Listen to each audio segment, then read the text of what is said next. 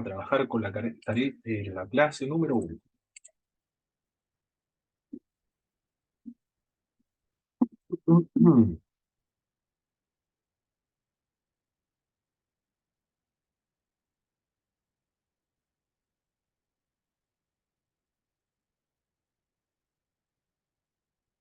Cualquier pregunta, como siempre, a medida que nosotros vamos avanzando en la clase, lo pueden ir planteando, activando sus micrófonos sin ningún problema.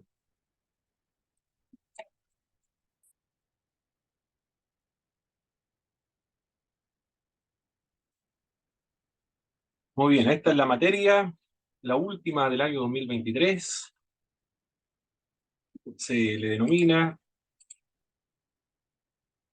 las epístolas paulinas, porque trabajamos con las cartas del apóstol Pablo, impartida por el Instituto Bíblico Pentecostal del Sur. Somos interdenominacional y conservador y trabajamos en todo Chile, gracias al Señor. Y antes de comenzar a trabajar con las epístolas del apóstol Pablo, vamos a realizar una introducción acerca de las epístolas. Cuando se trabaja las epístolas en la Biblia, epístola y carta son sinónimas. Un investigador, realizó una comparación entre las epístolas y las cartas de la antigüedad, de la cultura greco-romana. Y él señaló en su conclusión que las cartas eran personales y las epístolas eran públicas. Circulaban dentro de varias personas, o en un grupo de personas, eran públicas. Esta diferencia de públicas o privadas no existe dentro del cristianismo o dentro del Nuevo Testamento, porque las que son epístolas tienen características de carta, como por ejemplo abundan los saludos personales, y las cartas, que originalmente son privadas, gozaron de circulación tan pronto como se escribieron. Por eso que esa distinción entre epístolas y cartas, cuando se estudia el Nuevo Testamento, no es relevante y la vamos a utilizar como sinónimos. También este autor, no recuerdo el nombre, un investigador que analiza las cartas y epístolas del siglo I, de la cultura greco-romana, encontró un formato, una convención, una estructura de las cartas y de las epístolas.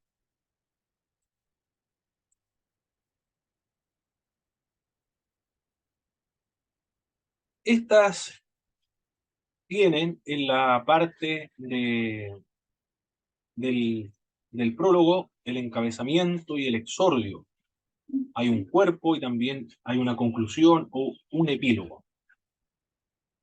Por lo tanto, lo que hicieron los discípulos del Señor Jesucristo, como Juan, como Pedro y el apóstol Pablo, va a utilizar el mismo formato y la misma convención, los estándares para escribir cartas y epístolas del siglo I. Se le llaman epístolas a las cartas del Nuevo Testamento, que generalmente son escritos extensos, destinados a muchas personas. Tienen un valor didáctico y un valor duradero. Son muy importantes en el estudio del Nuevo Testamento, porque los libros de la Biblia que son epístolas, 21 corresponden a epístolas. Hay varios géneros en el Nuevo Testamento. Está el género biográfico, como son los evangelios, el histórico, o el narrativo, como son el libro de Hechos, el género profético, apocalíptico, epistolar, también algunos dicen del libro de Apocalipsis. Y 21 de los escritos del Nuevo Testamento corresponden a las epístolas. Y 13 son asignadas al apóstol Pablo.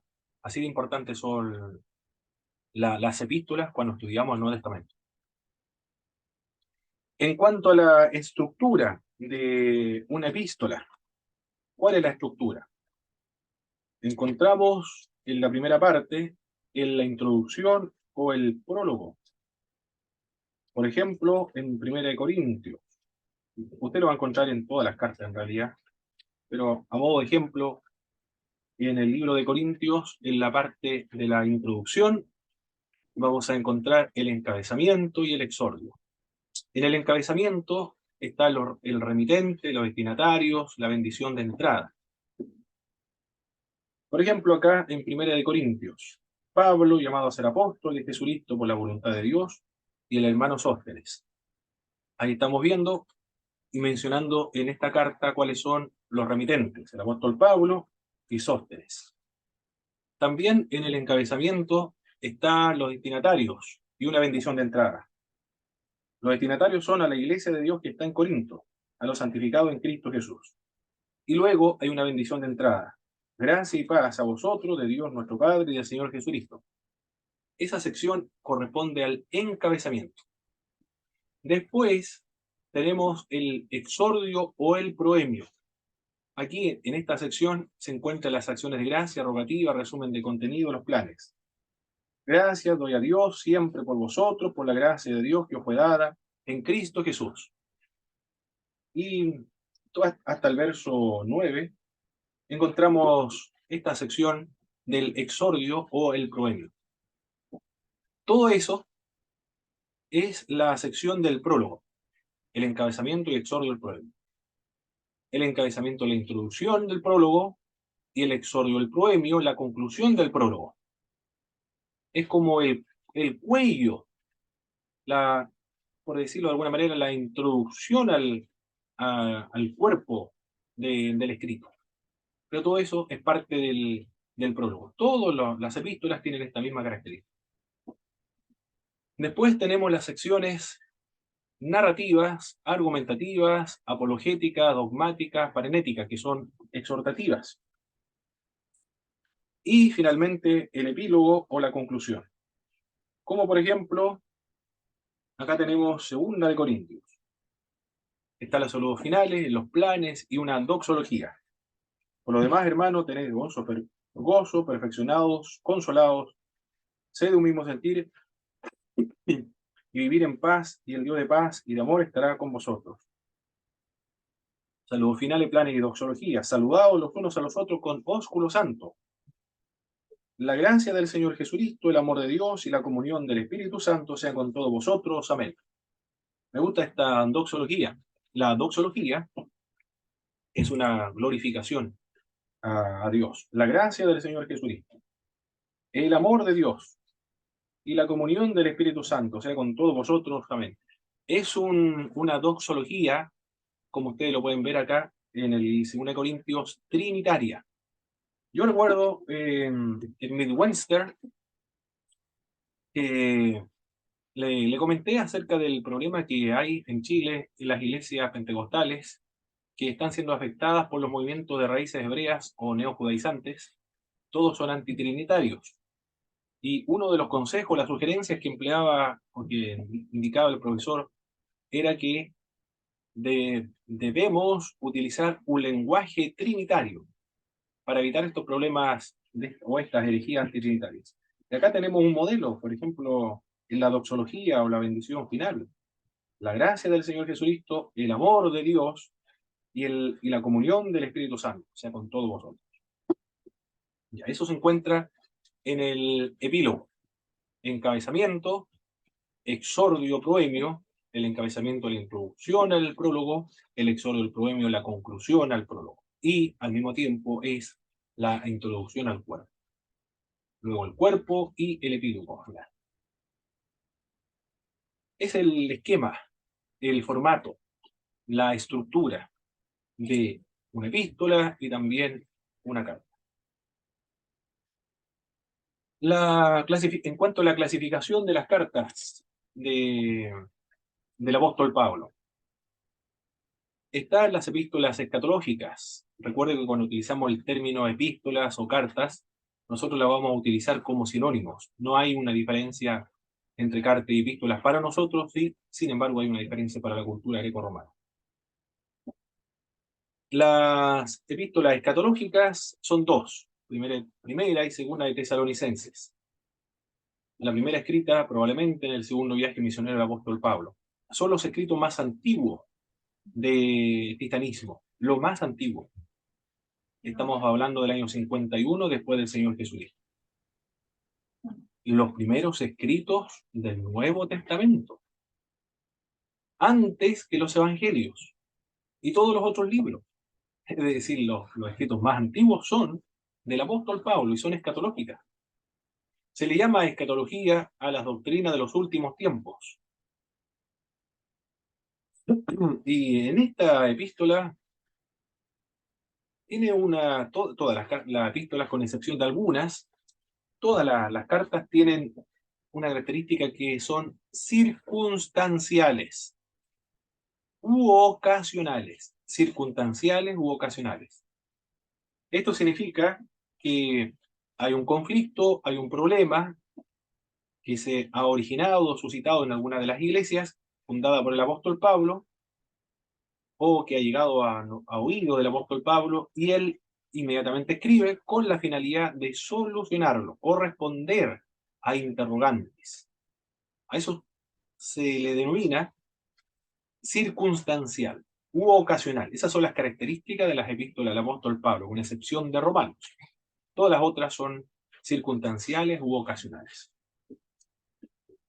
Aquí en las epístolas de Tesalonicense hay una primera pregunta, que se plantearon los de Tesalónica. ¿Qué ocurre con los cristianos que fallecieron en la segunda venida de Jesucristo? Nosotros sabemos, preguntaban los tesalonicenses, que cuando venga el Señor nos iremos con Él. De hecho, nos viene a buscar. Y por eso lo estamos esperando. Pero hay familiares míos que fallecieron y están muertos, están sepultados en el cementerio ahora.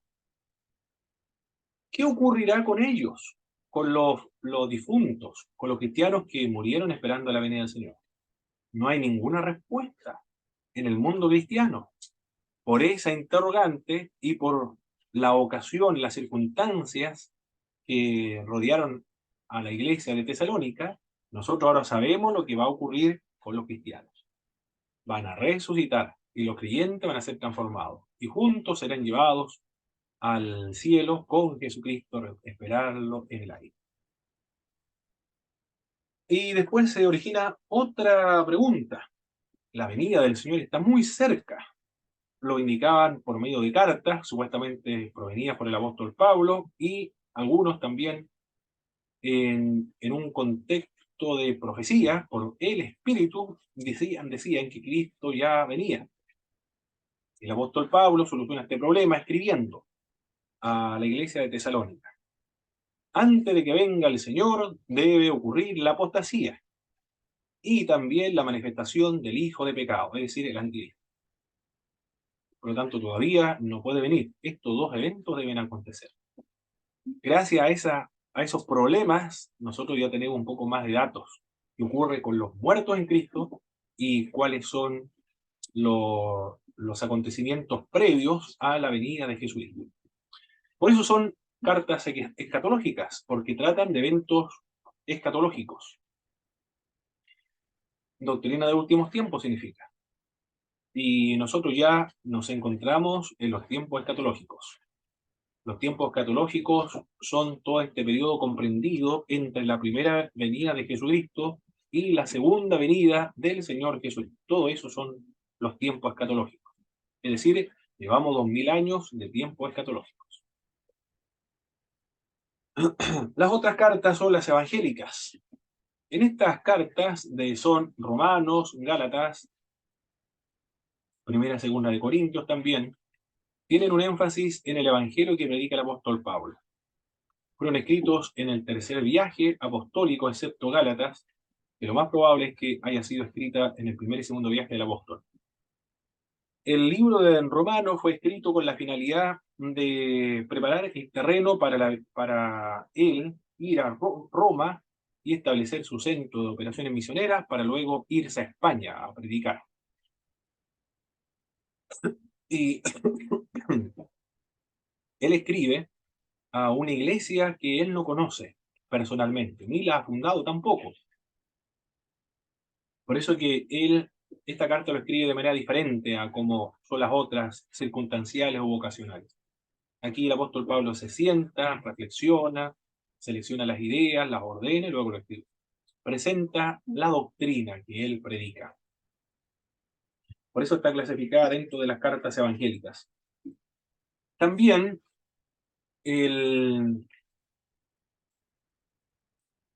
también está el libro de Gálatas. En el libro de Gálatas hay algunos hermanos que recibieron a Cristo y luego llegaron los judaizantes, quienes están enseñando a guardar la ley de Moisés y circuncidarse para ser salvos, para seguir a Jesucristo, para ser un buen seguidor de Jesús de Nazaret. Y el apóstol Pablo escribe, muy enojado, por lo que están haciendo estos judaizantes en la iglesia que él fundó y que están siendo trastornados, están perturbados esta congregación porque comenzaron a guardar el día sábado, las fiestas judías. Él escribe para solucionar este grave problema que se está originando en Gálatas. Primera y segunda de Corintios hay varios temas de diversa índole, entre ellas son doctrinales. Y el apóstol Pablo soluciona distintos problemas en esta carta, son extensas, y donde se puede encontrar la predicación evangélica en esta carta. Por eso se clasifican como cartas evangélicas. También hay cartas de la cautividad. Entre estas cartas de la cautividad podemos mencionar la epístola a los colosenses. En esta iglesia de Colosas hay una mixtura, hay un sincretismo religioso, hay un problema serio, una mezcla de diversas doctrinas, gnósticas, judaizantes, dualistas, pues también una mezcla con cristianismo, astrología, adoración y veneración de los ángeles, que están socavando la preeminencia de Jesucristo. Y el apóstol Pablo escribe para solucionar este problema. En la de Efesios, la de Filipenses, la de Filimón, escrita desde Roma durante la primera prisión del apóstol Pablo entre los años 60, 64 después del Señor Jesucristo.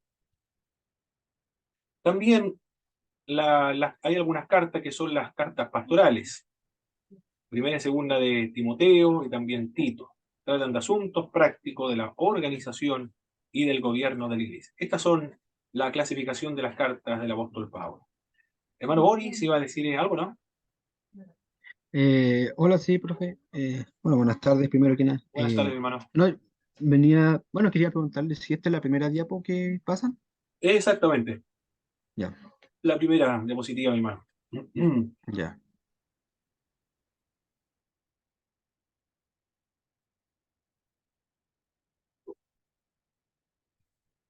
Muy bien. Esto es con respecto a la clasificación de las epístolas o las cartas. Con respecto a las cartas a los filipenses. La ciudad de Filipo es una ciudad estratégica. Habían en sus aledaños minas de oro y también plata. Cualquier ciudad minera tiene bastante recurso económico, se mueve mucho dinero. No sé si habrá algún hermano acá que trabaje en las minas en el norte. No, no hay ninguno. El menos Juan Tapia, el que trabaja, pero no está ahora. Pero en las donde hay mineral se mueve mucho recursos económicos. La ciudad había sido fundada por Filipo de Macedonia, el padre de Alejandro Magno, y recibió la distinción de ser colonia romana. Estos son datos que ayudan, mis hermanos, a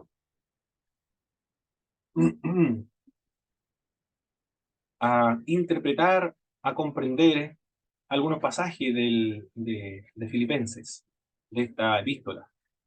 Cuando el apóstol Pablo le dice, compórtense como ciudadanos del reino celestial. Esa expresión ciudadanos, ellos lo entienden muy bien. Para nosotros, cuando se nos dice compórtense como ciudadanos, no tiene ningún sentido. no significa nada para nosotros aquí en Chile, pero, o para alguna región. Pero para los de Filipos sí significa algo muy grande, porque ellos son una colonia romana, usan moneda romana, vestimenta romanas, los magistrados tienen nombres romanos, títulos romanos. Es una ciudad romana propiamente tal, aunque se encuentra muy lejos de Roma. Ellos hacen todo el esfuerzo para presentarse y exhibirse como auténticos y verdaderos romanos. Se esfuerzan en su estilo de vida de ser romanos, a pesar de estar distanciados de Roma. Por lo tanto, cuando el apóstol Pablo le dice a ustedes compórtense como ciudadanos del reino celestial, del reino de los cielos, ellos entienden muy bien lo que quiere expresar el apóstol Pablo. En la iglesia se había desarrollado con la iglesia una verdadera amistad como no la tenía ninguna otra de las iglesias, porque fue la única iglesia en la cual el apóstol Pablo aceptó sostenimiento económico. En Corintios el apóstol Pablo no acepta sostenimiento económico, porque los corintios son creyentes muy complicados. La iglesia es una iglesia muy conflictiva. Hay antagonismos, rivalidades, hay partidos dentro de una misma iglesia.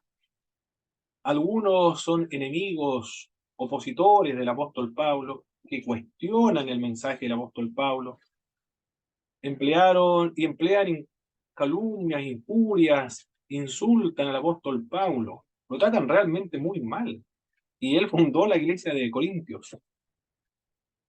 También aluden a los defectos físicos que tenía el apóstol Pablo. A ese nivel de bajeza llegaron los corintios cuando hablaron mal del apóstol Pablo. Por eso él no acepta sostenimiento de la iglesia de Corintios. Dice yo, y esta es mi gloria, no aceptar ofrendas ni sostenimiento económico de parte de la iglesia de Corintios, porque el apóstol Pablo sabía que si él acepta alguna ofrenda de parte de los corintios, sus opositores van a hablar mal de él, van a decir, lo van a calumniar, lo van a considerar como un hombre que vino a predicar a Corinto, por intereses económicos. Por eso el apóstol Pablo, para evitar esa acusación, él mismo trabaja como constructor de tiendas. Pero igual fue criticado por no aceptar ofrenda de la iglesia de Corintios. Dijeron, el apóstol Pablo, sus enseñanzas son muy básicas, son muy pobres, son muy precarias. Por eso que no cobra o no recibe sostenimiento de parte de la iglesia de Corintios.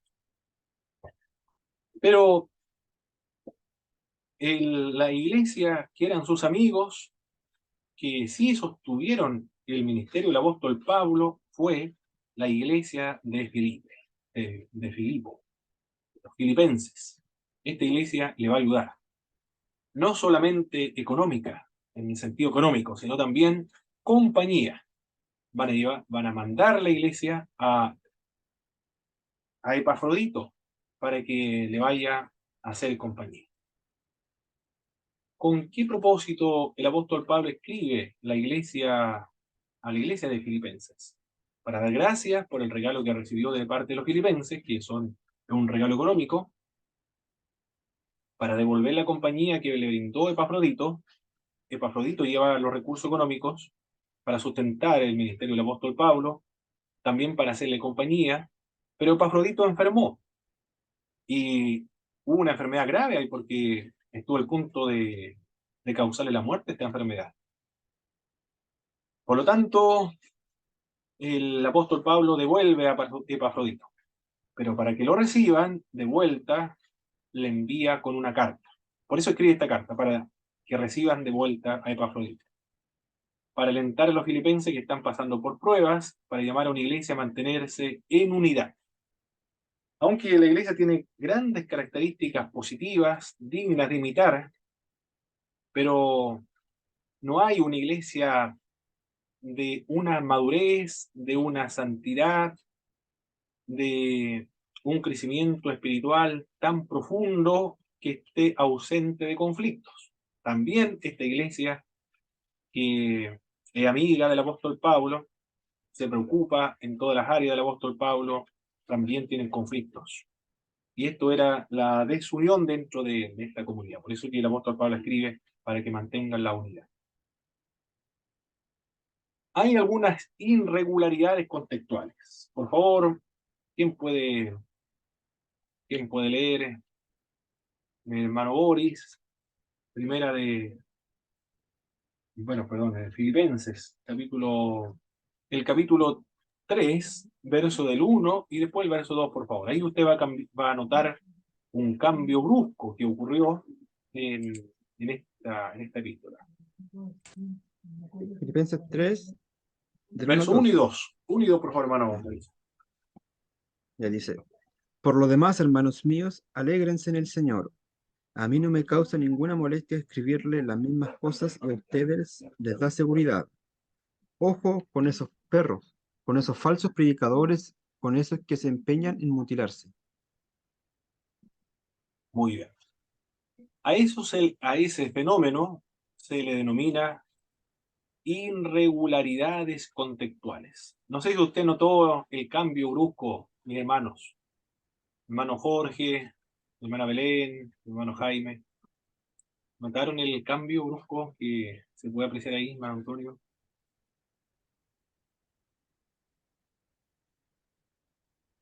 Claro, se notó. Porque aquí está,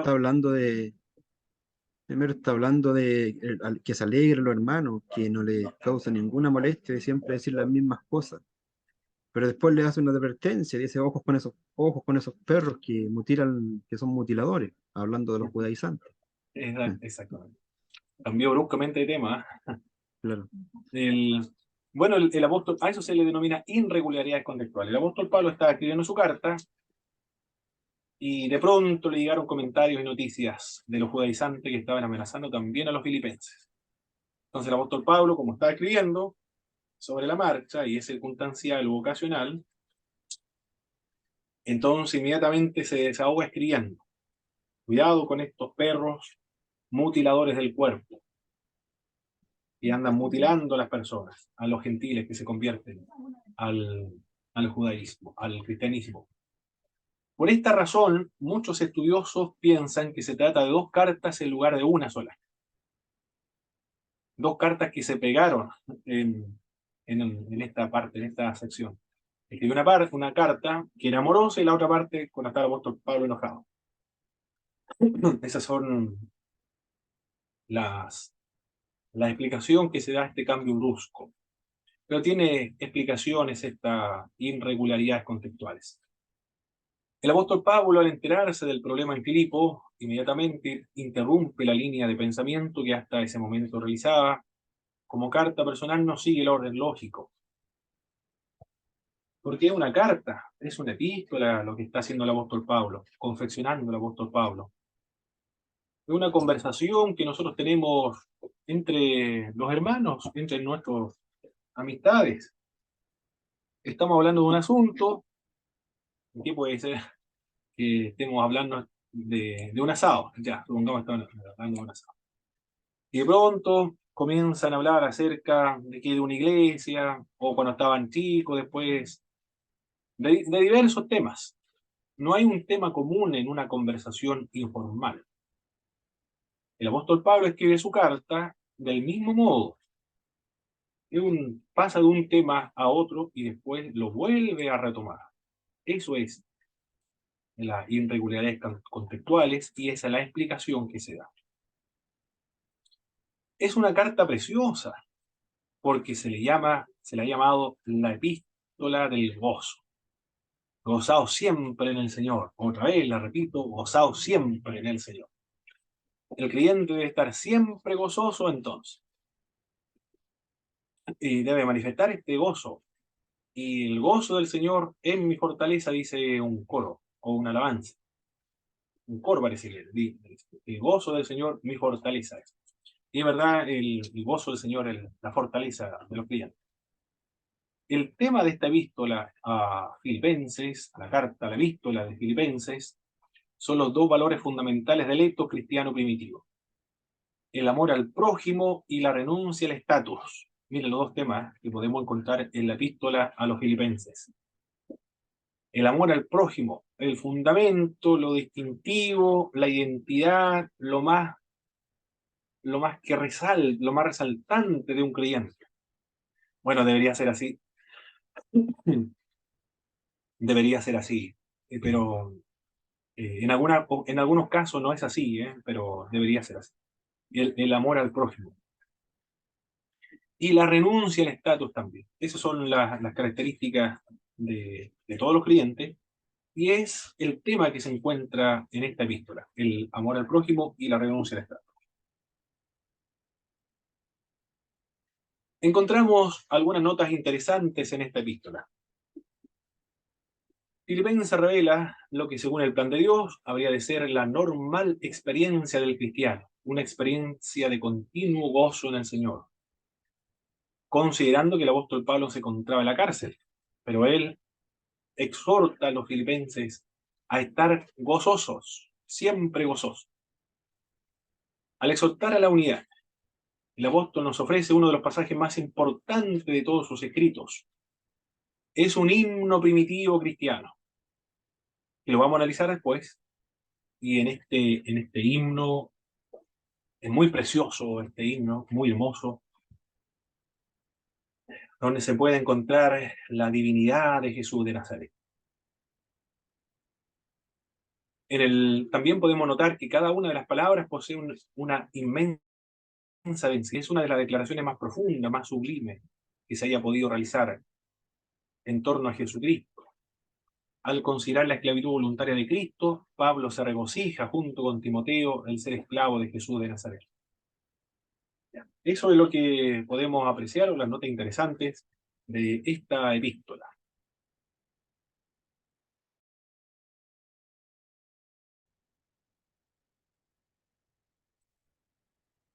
Va a seguir grabando. Uy, desapareció por un momento la señal, mis hermanos, pero estamos de vuelta ahora.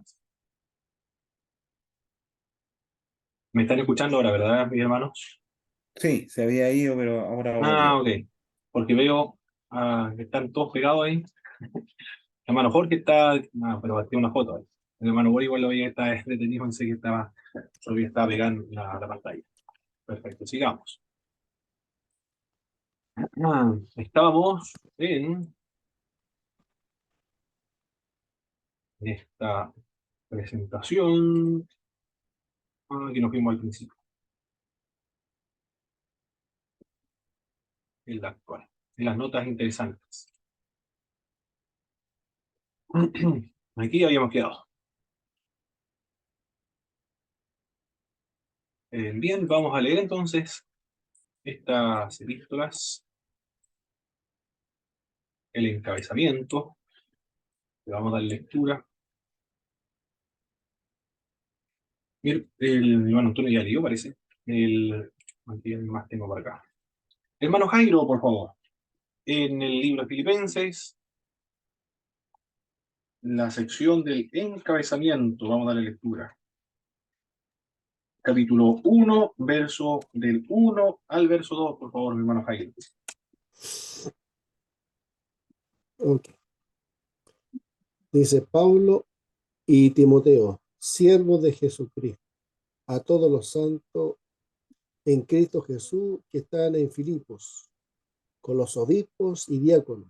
Gracia y paz a vosotros, de Dios nuestro Padre y del Señor Jesucristo. Muy bien. Ok, parece que le había dicho hermano Jairo, pero no importa, ya leímos ya, hermano Jairo, no hay problema. Después le damos la oportunidad a hermano Jairo. En el encabezamiento, el apóstol Pablo se considera a sí mismo como un siervo. En griego es douloi, siervo o esclavo. Un siervo es libre para ir y venir, pero un esclavo es posesión exclusiva de su amo para siempre.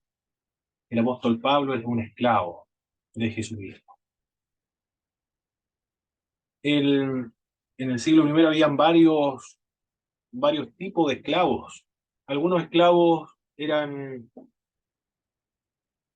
esclavos que administraban una casa, ese era el oikonomos. Habían otros esclavos que eran cultos, como el paidagogo, y el otro esclavo era para los mandados, para todos los servicios que los otros esclavos no realizaban. Ese era el dulos. El apóstol Pablo se considera como un dulos de Jesucristo, un siervo de Jesús de Nazaret. Eso es lo primero que menciona este escritor acerca de sí mismo, siervo o esclavo. Los filipenses también, con respecto a los filipenses, se dice que ellos son santos. Todas las iglesias son santos por creer en Cristo, no por su estilo de vida, por sus obras, sino por creer en Cristo. Ahora deben comportarse como tal, deben comportarse como santos. El vocablo griego que se utiliza para referirse a los santos son agios, y la idea básica de agios es indiferente, aparte, separado y apartado. Es diferente. Los creyentes son diferentes. Estaba viendo una predicación a la calle en Valdivia y empujaron al pastor que estaba predicando. Bueno, siempre ocurre eso, ¿eh? En otras ocasiones le han golpeado el rostro también en Ecuador, a los predicadores en Chile también ha ocurrido en varias ocasiones. Pero las personas que creen en los evangélicos saben que los evangélicos son diferentes, saben que no van a pelear, porque son diferentes, son separados, son apartados. Le pueden provocar, pero no van a reaccionar, no van a pelear, porque los evangélicos no pelean, porque son diferentes, aparte, separados o aparte. Esa es la idea de agios. Separado del mundo para el servicio a Dios. Esa es la otra idea. Separado del mundo para el servicio a Dios, consagrado, dedicados al servicio de Dios. Implica la idea también de purificación, considerándose la purificación como un proceso que culmina con la segunda venida de Cristo. Los filipenses son santos, no solamente los filipenses. El vocablo santos es sinónimo de iglesia. A los corintios son santos, los gálatas son santos, los colosenses son santos, todas las iglesias son santos. Luego, el apóstol Pablo emplea otro vocablo que es gracia y paz. El vocablo gracia es charis, o charis, hari el término. Gracia es la palabra griega con la que comenzaban las cartas griegas. Gracias. La idea básica que incluyen son gozo, placer, luminosidad y belleza. Todo eso se expresa con esta palabra charis. Y también el otro vocablo que se va a emplear es, en griego, eirene. Eirene, que se traduce como paz, quiere decir el bienestar total, todo lo que contribuye a la felicidad suprema de una persona. Mira el deseo del apóstol Pablo para con la iglesia de Filipenses. Que haya gozo en esta iglesia y que todo lo que contribuye a la felicidad suprema de esta iglesia sean con ellos. Eso es lo que está pidiendo. Muy hermoso el saludo. Mire lo que le está pidiendo. Solamente con saludar ya se está pidiendo lo mejor para la iglesia. También dice el apóstol Pablo con respecto a él mismo, que es de Cristo Jesús. Pablo, siervo de Jesucristo, a todos los santos en Cristo Jesús que están en Filipos. El apóstol Pablo es siervo de Jesucristo, esclavo de Jesucristo, y la iglesia está en Jesucristo. Se repite varias veces en esta carta esta expresión, en Cristo Jesús. Quiere decir que la vida cristiana se fundamenta en la persona de Jesucristo. Se sujeta a la voluntad de Jesús de Nazaret.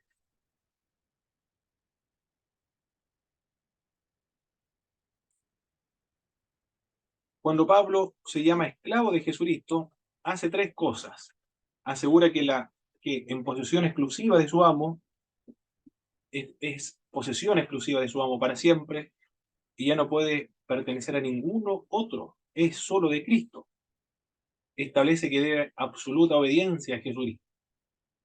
En el Antiguo Testamento, el título regular de los profetas es el de siervo de Dios, esclavo de Dios. Pablo no se considera un esclavo cuya característica es humillante, sino que él se considera como un esclavo del rey. Eso es lo primero que podemos encontrar en esta sección del encabezamiento. El apóstol Pablo es siervo, los filipenses son santos, y el apóstol Pablo le desea lo mejor, le desea el gozo, la luminosidad, la belleza y todo lo que contribuye al bienestar supremo, integral de una persona. Ahora vamos a leer el verso 3 al verso 7. Ahora sí, mi hermano, no se puede, no lo veo ahora. Aquí, hermano Jairo, por favor, vamos a leer el verso 3 y el verso 7. Hasta el verso 7.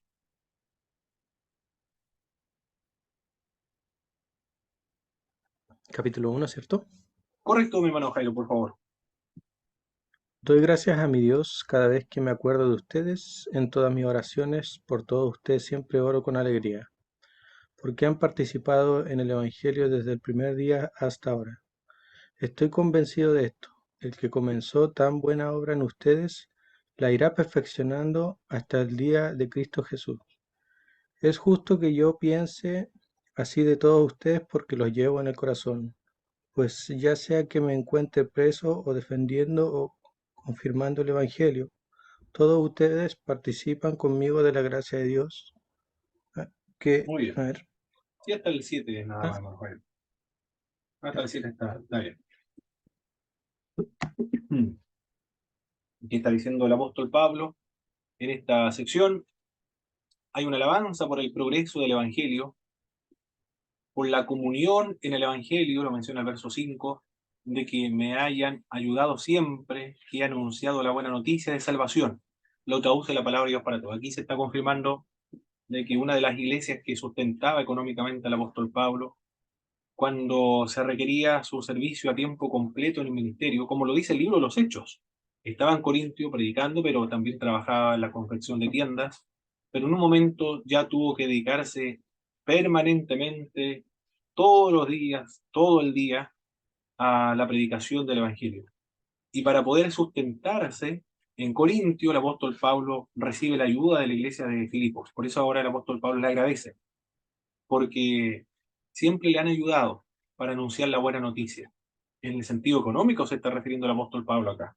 Y ahora que eh, ahora está en otro lugar y enviaron a Epafrodito para hacerle compañía. También lo otro que dice el apóstol Pablo en esta sección es que Dios perfeccionará la buena obra en ellos hasta la venida de Jesús de Nazaret. Esto tiene un nombre, esta obra, la gracia subsecuente, la gracia cooperante. Bueno, estos términos son teológicos, pero lo voy a mencionar porque ayuda a comprender. Que parece que cambió. No, acá está. Lo voy a anotar. Ya lo he mencionado en otras ocasiones, mis hermanos, pero no lo vuelvo a repetir. Gracia preveniente, subsecuente y cooperante. ¿A qué se refiere estas ideas o estos términos para describir la obra de Dios, la obra del Espíritu Santo, que es la gracia? Indica que cuando alguien se convierte es gracia a la gracia preveniente, se debe a la gracia preveniente. Por eso se produce la conversión. El Espíritu Santo convence de pecado, de juicio y de justicia. Y luego Dios comienza o continúa perfeccionando a los creyentes. Y esto se le llama la gracia subsecuente, la que viene después de la conversión. Y cooperante, coopera con el creyente para que se produzca la santificación. en tanto, aquí está la palabra clave, en tanto, esta obra lo hará Dios, en tanto, esto lo escribí mejor para que no se olviden tanto, el creyente se encuentre en, ¿cuáles son las palabras que se repite una y otra vez en esta epístola, mis hermanos de Filipenses?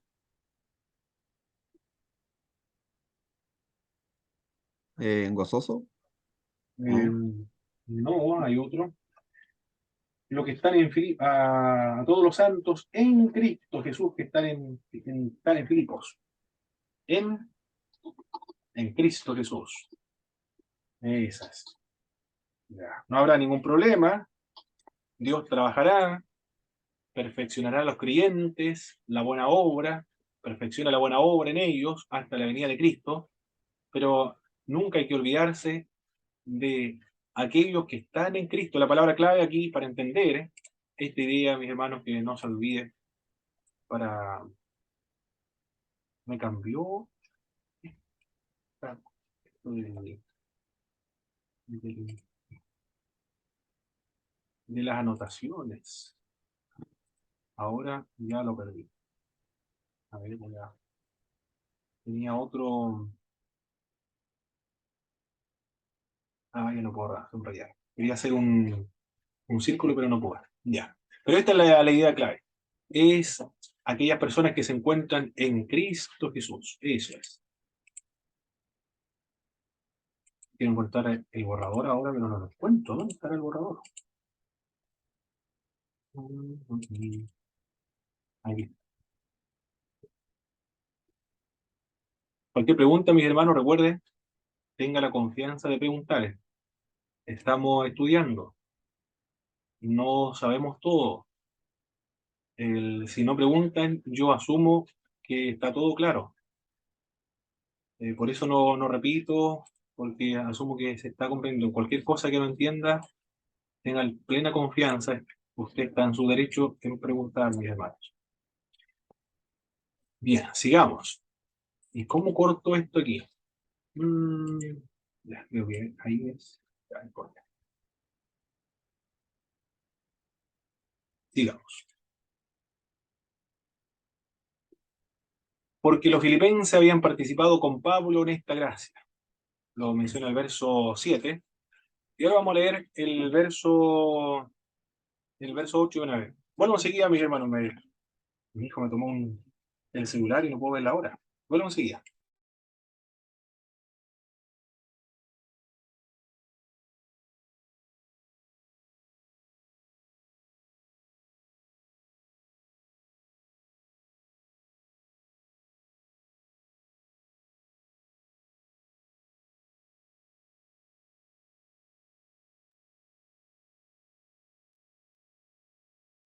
Mi hermano César, por favor, César Oces, vamos a leer el verso 8 al verso 11, por favor, mi hermano.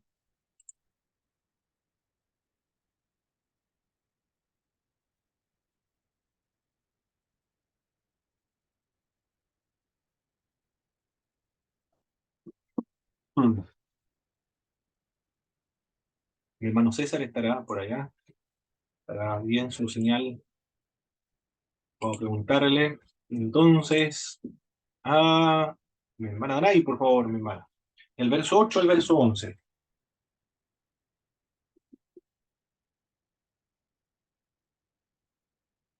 Capítulo 1, verso del 8 al 11. ¿Se Por escucha bien, favor. hermano? Perfecto. Ah, ya. Porque Dios me es testigo de cómo os amo a todos vosotros con el entrañable amor de Jesucristo. Y esto pido en oración, que vuestro amor abunde aún más y más en ciencia y en todo conocimiento, para que aprobéis lo mejor, a fin de que seáis sinceros e irreprensibles para el día de Cristo, llenos de frutos de justicia, que son por medio de Jesucristo para gloria y alabanza de Dios. Excelente. Muchas gracias, hermana Danay. El apóstol Pablo ahora hace una oración. A ver, aquí tengo el chat. Que me escribió por el chat. Ah, ok. Hermano César me dice que tiene problema con la señal. Muy bien. Oración por la perfección cristiana. El apóstol Pablo ora. ¿Y en qué consiste la oración del apóstol Pablo? Para que su amor aumente mucho más. La iglesia, es decir, la iglesia tenga más amor. ¿Qué opinión tiene usted con respecto a esta petición del apóstol Pablo, mis hermanos? Cuando el apóstol Pablo dice esta expresión, ¿cuáles son la implicancia o el mensaje para nosotros, a la conclusión que podemos llegar con respecto a esto? Pablo ora para que la iglesia tenga más amor, pero la iglesia ya tiene amor, porque lo ha demostrado al sostener al apóstol Pablo económicamente, al enviarle a Epafrodito para que le haga compañía. Pero Pablo dice para que su amor aumente. ¿Qué es lo que nos querrá decir el texto bíblico a nosotros, si lo queremos aplicar a nuestra vida personal ahora? O una reflexión en torno a esto. En todo conocimiento. No, todavía no el conocimiento, sino en esta sección, mi hermano Antonio, de la petición de Pablo. Aumenten más en amor. ¿Qué nos querrá, qué nos quiere decir para no perder el primer amor? Para no perder el primer amor, puede ser. Muy bien, ¿quién más tiene otra idea? ¿Qué nos querrá decir Pablo con esto? Se lo escribió a los filipenses, pero lo podemos aplicar a nosotros. Conocer a Dios. Aumenten más su amor. Entre ellos, lo que está pidiendo el apóstol Pablo es entre ellos. Que el amor de entre ellos aumente más todavía. ¿Qué más podría ser? ¿Quién más tiene otra idea, mis hermanos? O hermanas, igual. A no conformarse igual, porque a lo mejor ellos abundaban en todo ello, pero podrían sentirse tranquilos y confiados, y el apóstol le está diciendo que no, que deben seguir cultivando el amor. Parece que no es suficiente, Y aunque ya la iglesia demuestre amor, tenga amor, pero tienen que aumentar mucho más todavía. Parece que nunca Pues ¿Sí, hermano Jaime? no, que puede ser también que el amor que estaba pidiendo aumente su amor el apóstol. Ellos tenían una tarea evangelística de poder llevar la palabra a las ciudades o los pueblos de su alrededor. Muy bien, podría referirse a aquello, Y la otra conclusión, la que se puede llegar, es que nunca va a ser suficiente, el amor que expresemos. En otra ocasión el apóstol Pablo dice que es una deuda que nosotros tenemos con el mundo, el amor. Y al parecer nunca la vamos a poder pagar, porque nunca va a ser suficiente para lo que demanda Dios de parte de los creyentes. Por eso acá está pidiendo que aumente más su amor. Es la oración de Cristo, que se amen los unos a los otros. Como yo les he amado. Mira el ejemplo ahora. Los creyentes debemos amarnos, teniendo como modelo de ese amor Jesús de Nazaret, como Él nos amó, de manera sacrificial. Eso es lo que le está pidiendo el apóstol Pablo ahora a la iglesia, y es lo que nos pide a todos nosotros, el que aumente más el amor, porque no amamos lo suficiente. Y el que no ama lo suficiente está espiritualmente indigente. Y aquellos que no aman, como son los incrédulos, porque no conocen a Dios, es de la más grande conmiseración, porque se encuentran en una tragedia. Fuimos hechos para amar, y si no se ama, no se está haciendo para lo que nosotros fuimos creados, que fue amar. Por eso le está Pablo pidiendo acá, aumente más el amor. ¿Qué más dice el apóstol Pablo? Lo que acabamos de leer en esa sección, para que aumente también más en conocimiento y en ciencia. Quería borrar aquí, pero no pude lo otro. para que aumenten en ciencia o en conocimiento. No es suficiente el amor, también el apóstol Pablo dice que tienen que agregarle y aumentar en ciencia o en conocimiento. Conocimiento acerca de las cosas sagradas, por supuesto. Eso es lo que quiere indicar el pasaje. En ciencia, conocimiento de las cosas sagradas, para que aumente su conocimiento o completo entendimiento de las cosas de Dios.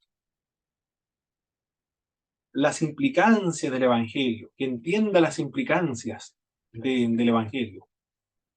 Que pasen de lo más elemental, que son la fe, la justicia, las buenas obras, el bautismo, la imposición de manos, es decir, lo más básico, lo más elemental, lo fundamental del cristianismo, que es propio de los iniciados en la fe cristiana, para los recién convertidos, los temas que se trabajan en el evangelismo y el discipulado. Pero después de pasar esta etapa de la iniciación cristiana, se debe profundizar mucho más todavía en la fe cristiana y todas sus implicancias. Eso es lo que en el libro de Hebreos va a hablar acerca de viandas. Aquí lo voy a anotar también.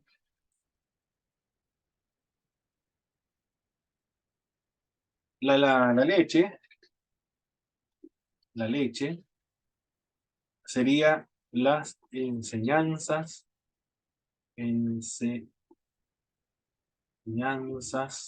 elementales de la fe. Eso sería en cuanto a la leche, las enseñanzas elementales de la fe.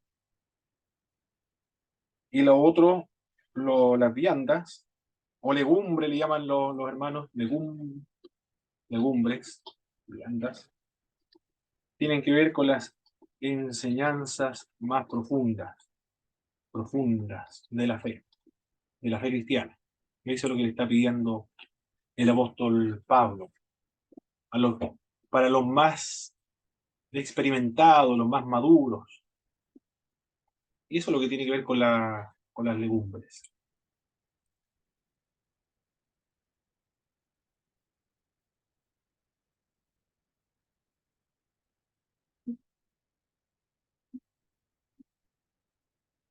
Y aumenten en ciencia, en conocimiento, en amor o completo entendimiento de la fe cristiana y todas sus implicancias, para que sepan escoger siempre lo mejor. El vocablo que emplea el apóstol Pablo acá es puro. El vocablo puro, escoger siempre lo mejor. Esta palabra puro viene de dos palabras, luz y lo otro juzgar. Describe lo que puede resistir el escrutinio de la luz solar sin mostrar ningún defecto. Lo que quiere decir la frase es que el carácter cristiano puede soportar que se le proyecte cualquier luz. La otra posibilidad es que el vocablo se derive del eilén, que quiere decir dar vueltas y vueltas con una criba, hasta que se quiten todas las impurezas de parte de los creyentes, para que sean sinceros e irreprensibles para el día del Señor Jesucristo, es decir, que se quiten todas las impurezas de parte de los creyentes. No hace que nadie tropiece, o que no tropieza, que no provoca escándalo para nadie. Es sin tacha. La Reina Valera lo traduce como irreprensible. Esas son las oraciones del apóstol Pablo por la iglesia de Filipenses. Para que sean llenos de fruto de justicia, para la gloria y alabanza de Dios, lo menciona el verso 11. La Dios habla hoy lo traduce como presentarán una abundante cosecha de buenas acciones. La Biblia, no sé lo que significa LNBL.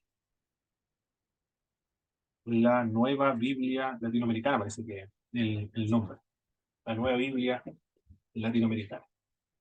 Lo traduce como llevando como fruto maduro esa santificación que produjeron gracias a Jesucristo. Buenas acciones o santificación que produjeron gracias a Cristo. O la Reina Valera, fruto de justicia.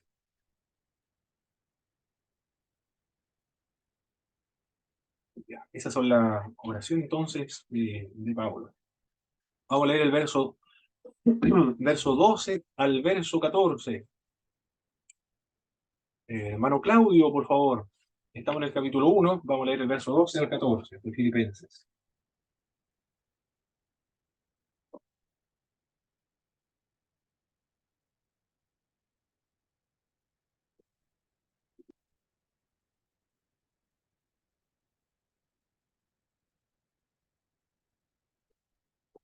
Mi hermano Claudio, ¿me escucha?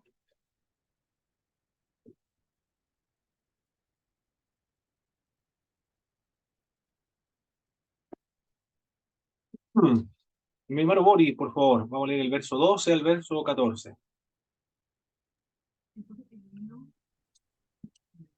Amén. De Filipenses 1. Correcto, por favor, mi hermano. Dice, hermanos, quiero que sepan que mi situación ha contribuido al progreso del Evangelio. La Guardia Imperial en pleno y todos los demás han visto claro que si llevo cadenas, por Cristo las llevo.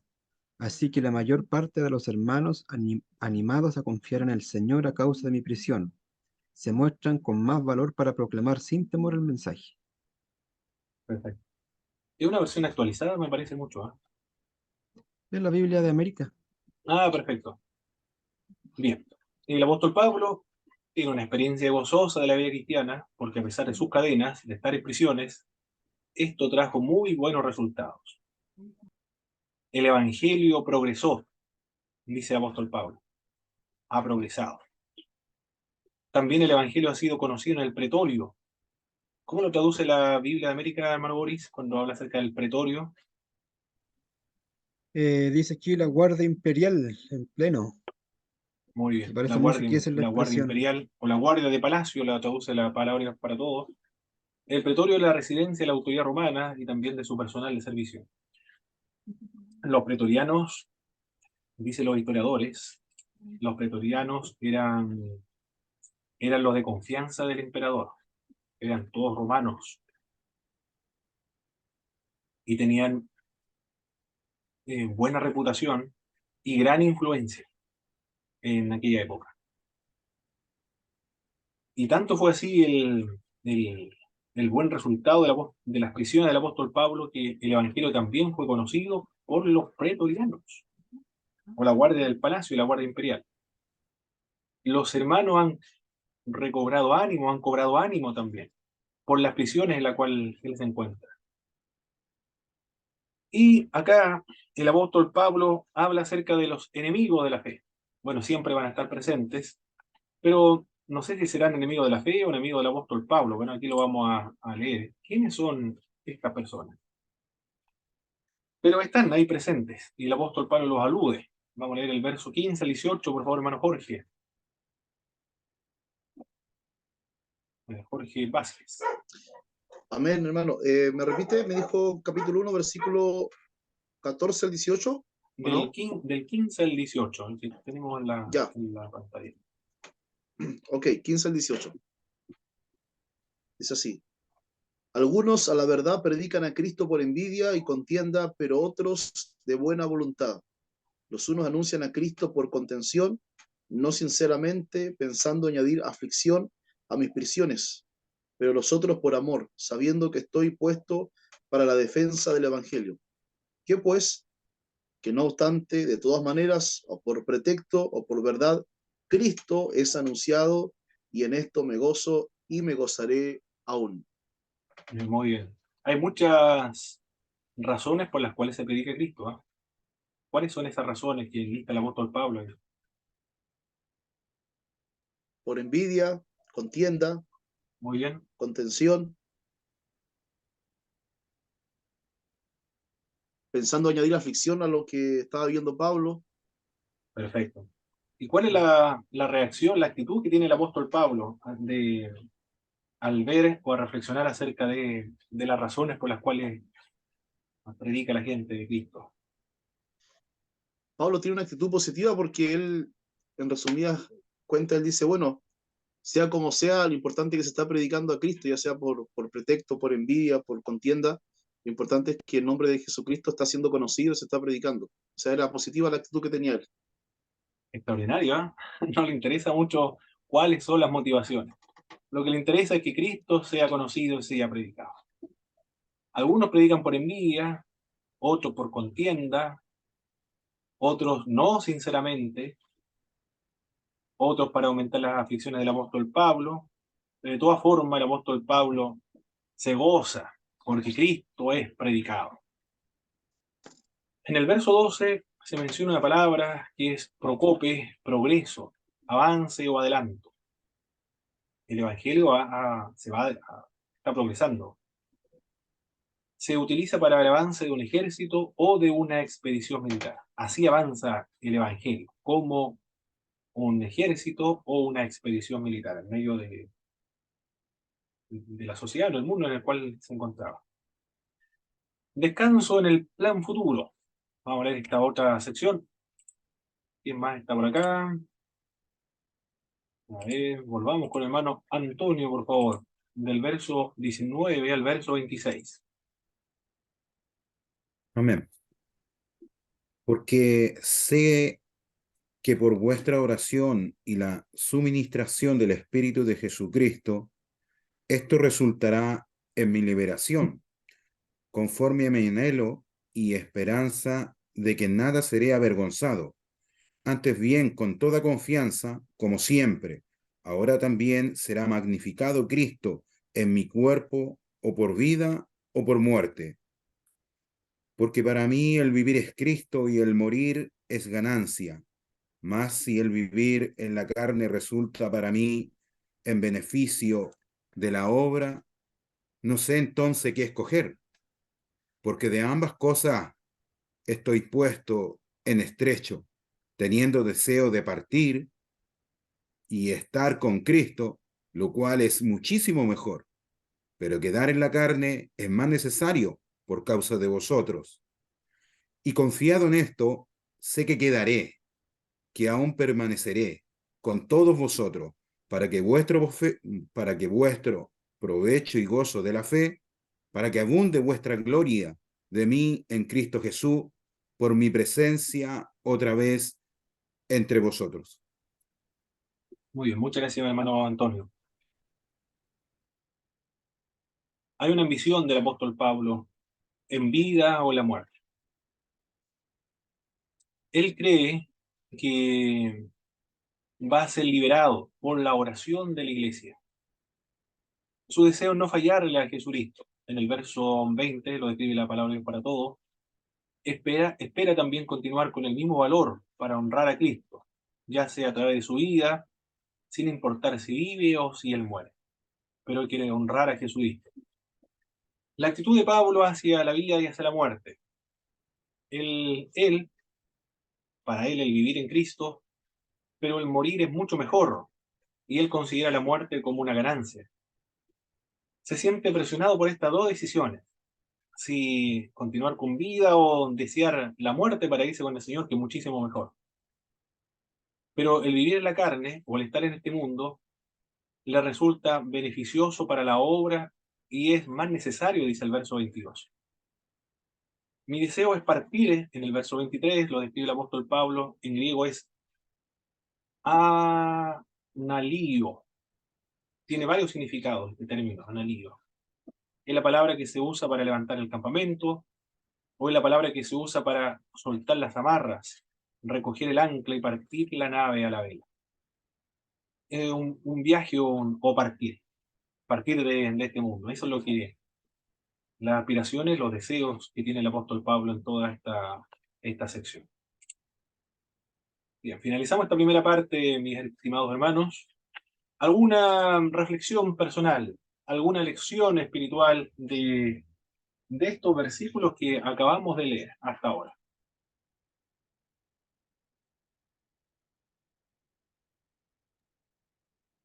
Permiso, hermano. Adelante, hermano Jorge.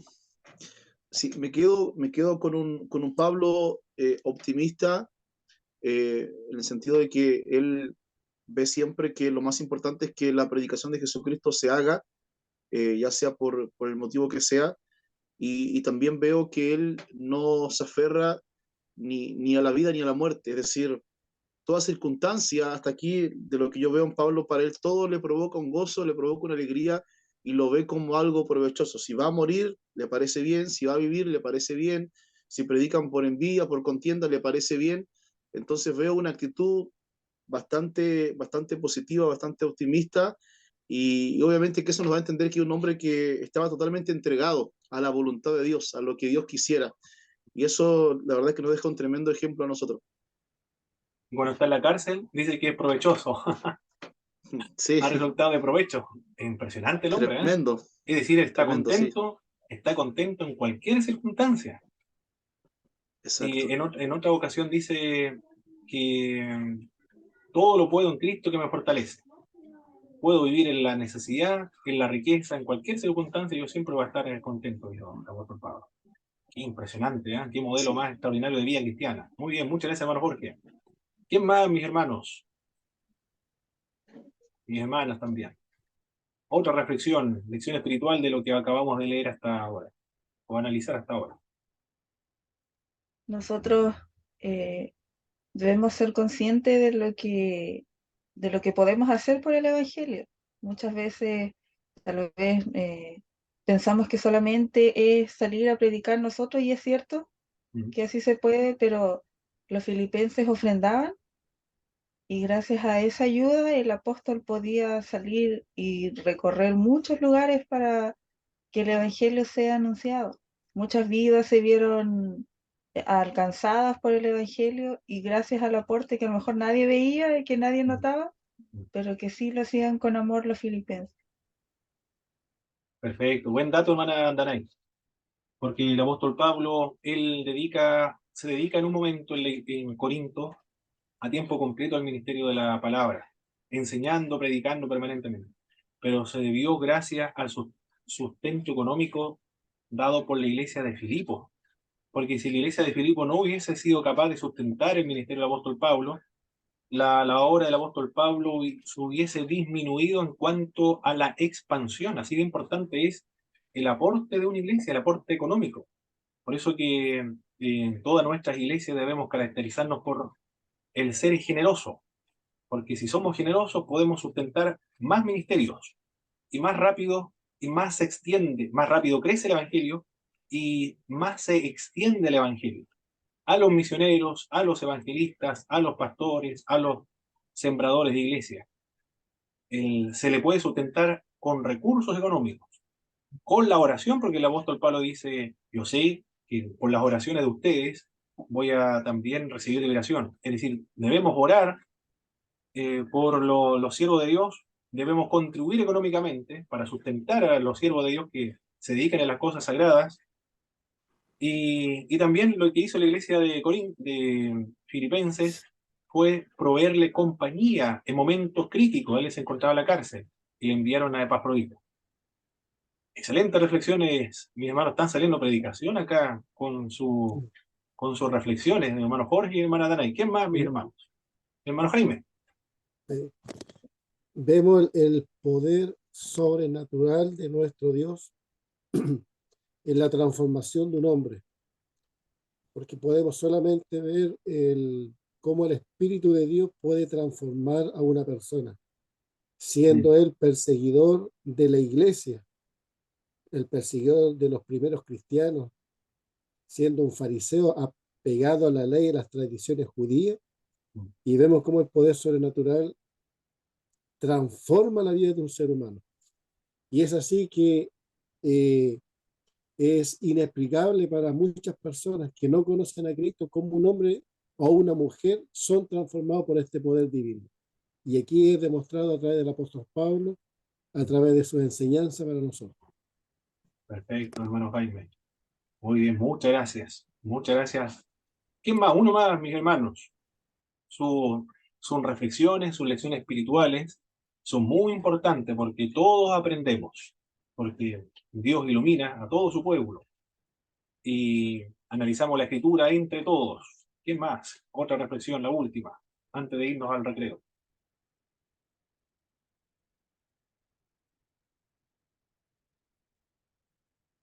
qué le ha hablado el Señor por medio del análisis de estos pasajes hasta ahora?